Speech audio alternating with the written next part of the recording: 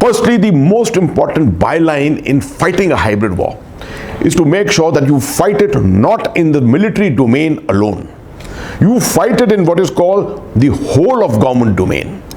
All the departments of government must have a full understanding of what is hybrid warfare and be prepared to fight it through every single domain which is available. Let's take an example.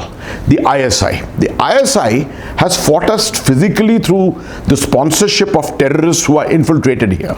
Along with them, they're also bringing in a tremendous amount of finances through Hawala. They're also using social media to bring psychological warfare against our population and particularly against the Kashmiri population. How do you counter this? What we have been doing most of the time is that we have been countering it in the military domain.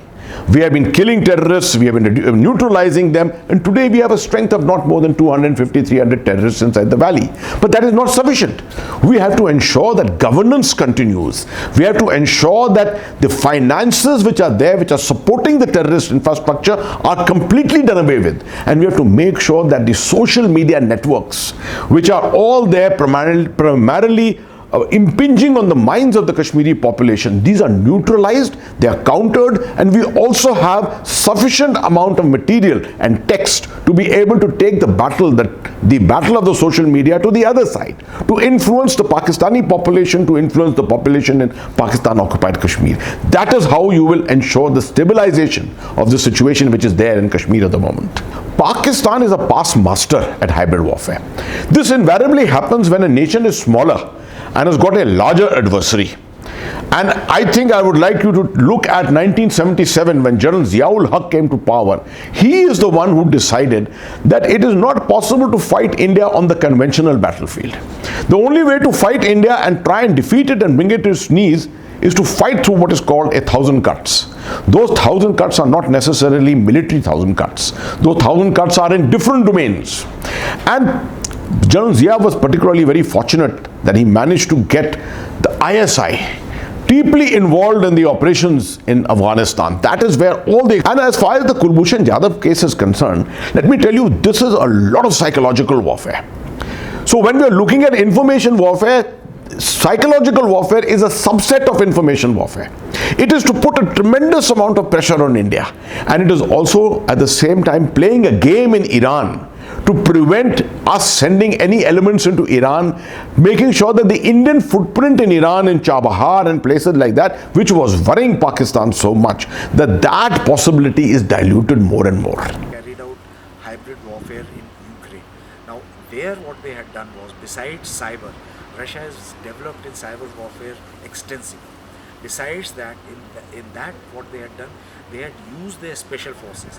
Now special forces are another element of hybrid warfare which are used by the nations, because these are very well trained people. They can go inside another country and carry out some kind of terrorist activity.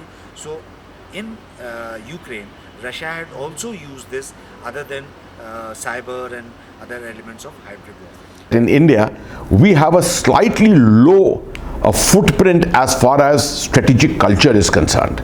So there's a need to be a little more energetic on this and bring it to the fore, let the leadership understand it. For example, in a state like Jammu and Kashmir, there is no reason why the political leadership, the bureaucracy, the police are all not educated on aspects of hybrid warfare.